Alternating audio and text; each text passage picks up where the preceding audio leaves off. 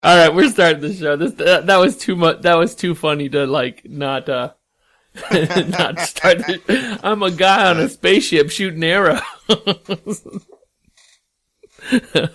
Because like he's important, even though like I was almost thinking like it inspired me to be like, what if there was a character who he could just save one life every day, and he would save one life every day.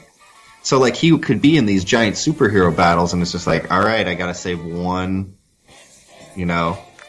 You're limited, you're not like a god, you know, you don't have this, like, kill 1,000 people ability. But, like, I don't know. Have you ever seen a superhero with that kind of power? With what power? A single power. Where it's, or, I don't know, I just, like, the power of being able to save a life every day. Or something close to that. Yeah, we all have that superpower. I'm going to say we all have that. We're all saving lives. We don't even know it. That's a good one. Yeah. That's a good one. Go. Every single day. Hi, and welcome to Seattle's #1 comic book. Yeah, we started, James. Oh, someone take that idea. Somebody take that idea. If you make a comic out of that, I would love it. Yeah, 10%, James. Yeah, make it a Marvel comic. Hi, and welcome to Seattle's #1 comic book podcast. This is the podcast dedicated to the first issue of your next favorite comic, episode 103. Wow. I'm Larry. I'm James. And each week, James and I get together, and, well, we've skipped a couple weeks because James lost his phone. I lost my phone in epic tragedy. Epic. They're going to make a movie. Marvel's going to make a movie about that. Oh, that would be a bad movie. There's no superheroes in it. No, it'd probably become regular heroes like me. It would be a regular hero movie, and it would become a cult classic, I'm sure. Episode 103. James and I have been gone for 2 weeks. I can't believe it. And the whole time I was thinking, I should do some. I should just do a couple episodes of Recent and Decent just to keep everything fresh. Oh, that would have been nice, Larry. And I just dropped the ball. I dropped the ball, but I have a Recent and Decent right now. Oh, let's hear it. From Jim Henson. It's Fraggle Rock. Wow, Jim Henson? Well, Jim Henson. The collection of artist and writer Jared Cullum. I love his last name. Oh, I know a guy last name with that guy. And it's Jim Henson's. That's really funny, Larry, because for half a second I didn't realize it was you. When you said that in the last name, I'm like, hey, I know a guy with that last name. I know that guy. And I'm like, oh wait. So if you've never seen the television show or the animated series that was on in the late 80s, Fraggle Rock was characters that lived under the ground in this like crazy like hippie environment, and it was sort of towards the end of my like I'm an adult now, I'm not watching cartoons anymore, but I did catch a couple episodes, so it was you had a period where you stopped watching, so then when did you come back? My mid-20s, maybe.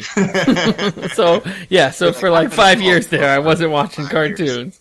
And Fraggle Rock was a missed cartoon. And so there's a lot of there's a lot going on with this comic book that you if you did watch Fraggle Rock, you would be nostalgic for. And I was drawn to it because of this amazing brushwork artwork that Jared Cullum is doing here, and it's so upbeat. The first of all, the comic book is brushy. It's a watercolor over pencils, and it's watercolor over pencils. I like that. It's so pretty to look at, and it's very cool art. And the story is so upbeat. It's about a character of the Fraggles who loses her mojo, and she is a painter, and she just gets a little bit of writer's block. A light conflict. Yeah, I lost my mojo. Yeah, it's like Austin Powers or something. and the Fraggles help her get it back. Sodo Mojo. By going on fun adventures. And she finds an amazing flower and she starts painting this flower and everything's back. It's such a feel-good comic book. It's called Fraggle Rock. And this is the first issue of, I think, an ongoing 3 or 4 issue series. So I'm going to buy issue 2 and I'll probably be talking about it in 2 weeks. Nice. Fraggle Rock. Larry, when they say Sodo Mojo, you know that expression? I've never heard Seattle that. expression. Oh, yeah, because it's south of the Kingdom.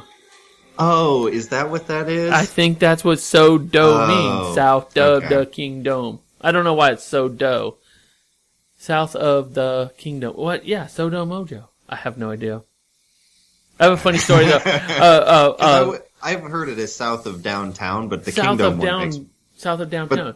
But the thing is, that never made sense to me because it's like, wait, where's south of downtown? That's not where it is. I always thought it was south of the Sodo district was south of the Kingdom, but I don't know. How do you get Kingdom out of that? Sodo. Oh, maybe it's Dome. South of Dome. South of Dome. You just call it instead of Kingdom. It's Very Dome. local show we got. It's the Seattle's #1 podcast. All right. So James and I are actually jumping back into our second part of Infinity. Of Avengers Infinity, Marvel Infinity, by part Jonathan Hickman. 1 of 6 by Jonathan Hickman. And James let the cat out of the bag earlier when we were talking off camera about how he has been reading some of the offshoot books of this.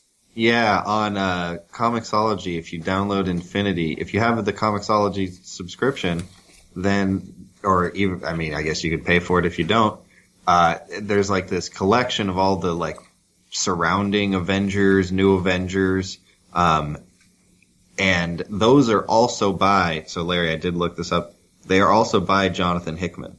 Oh, wow.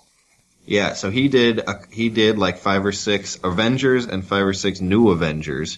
So like this, there's a prelude to Infinity Avengers, number 16 by Hickman. That's got this really great Hulk cover. Oh, I think I read that. I think I remember reading that actually. Yeah. So that came out actually before this, the book that we're going to be talking about. Yeah. So if this grabbed you like it did me, or even just like because it's so big and you need to help get a little context for all the moving pieces, it really made me enjoy each issue I read made me enjoy all of the other issues more. You know, I didn't read enough of the like I'm always just thinking like, oh, it's just a money grab. It's a money grab. I'm just going to read the main story. But then once in a while they'll have like a character like the Hulk or one of my favorite Marvel characters, Hawkeye, and I'm like, well, I'll read the Hawkeye. I love Hawkeye. Yeah, I do too. So I'm like, I'll read his his tie-in book. So, James, where did we leave off? I forget. Oh, darn it. Okay, I think we got right to the map of all the characters, and we talked about all the characters, and then Captain America, Hawkeye, and like the SEAL, the dog, the Inhumans, your favorite character, Lockjaw. Yeah, and then like the SEAL Team 6 are standing down to let Captain America and Hawkeye take care of these Kree warriors who are. I love this scene. Wait. So are we gonna just start right into the plot? Well, maybe set us up a little bit more because I can't. Like, so the plot is Thanos is coming. We got 100 characters. We have 100 characters, some good, some bad, and Thanos Illuminati, X-Men, Builders, Space Knights, Avengers, Inhumans. And we won't list them all because should we? Are we going to assume, Larry, that the people who are listening to this listen to the last episode? Oh, of course. If you didn't listen to the last episode, it's on our webpage. Okay. SN1CBP.com. Maybe I should have listened to it. So, But Okay, they're on planet Galador. It's 60,000 light years away. And who are these people? So there's like robots and aliens. Oh, They're well, like alien robots. that's just a complete annihilation of. That's sort of a setup of what the power of Thanos is, what his reach is. Yeah, it's like an example planet of like what has happened when Thanos comes and invades a planet. And who is it? Is it who's the space the person Miss who looks Universe like a galaxy? or like or it's not Miss Universe. It's I think her name is just Universe. She's or real Galaxy. Cool looking. She's all black with stars on her, and she's got like this giant constellation and like all white. You know, I can't tell if she's wearing pants or if it's part of her. I don't know.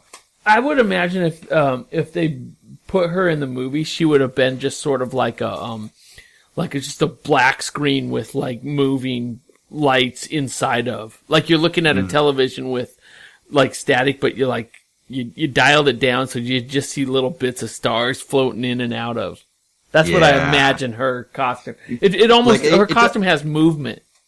Yeah, and it has depth to it too. It's not just like speckles on the surface.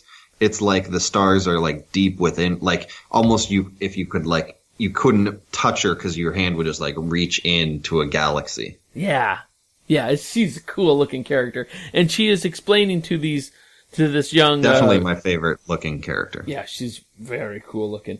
And do you agree with Larry? Like she looks like you couldn't touch her. You would just like it would just like go in. Yeah, I'm looking at the page and I'm just like imagining just like she's there, but she's not there. You know, like yeah, and her character kind of reminds me of like in Watchmen. Who's the blue guy, the big blue guy? What is that? Anyway, kind of like a dispassionate, like observer type character who like can sometimes be influenced in like. But like thinking on such a big scale, there you go, Dr. Manhattan. Thinking on such a big scale that like you don't know which side they're going to be on because they know what the impact is a million times bigger. Yeah, and she brings the bad news. She's like, it's not the end of the world, but it's the end of your world. It's the end of your world. Boom! And Thanos and his robot crew just take this planet out, and then it's just a whiff in the universe. Yeah, and he's got like a giant something. They gave a whole page to it, but I don't know. This whole page, like for being a whole page, it wasn't my favorite, or almost a whole page. Yeah. You see this panel? Yeah, where it's just like it looked cooler. Puff, puff, puff, and then it's just like you just see like a little. You see all the people disintegrate, and then you just see stars. It's like they turn into stars. Yeah. And I really like the gravity of this whole, like, because that's the fate of the Earth. If it weren't for the Avengers to be here to save us, that's what's going to happen to us. But she was showing it to like two individual people too. Yeah, like, humans. What I liked was it was like she had to be present. She was present for the event, just to like, all right, this is the world. But she was talking to these individuals, and to me, my favorite thing about Avengers is like the scale and the scope of like they have people who like, you know, Hawkeye, who he's just like a regular guy who can shoot arrows, and then there's like Thor, who can like, you know, he'll just fly across the universe. But like. They all fit together somehow. Right. And that's this is my favorite part. And this you keep seeing it here. Yeah, and then we see it again in this it's almost like like just a raid on these Kree who are spies on our planet, and like I sort of started talking about it jumping ahead, but Captain America, Hawkeye, and they have backup, including Thor up in the sky, ready to come in, and they blast in on these Kree, and all of their intel. So, wait, before we get quite into this, I just wanted to say, like, I love that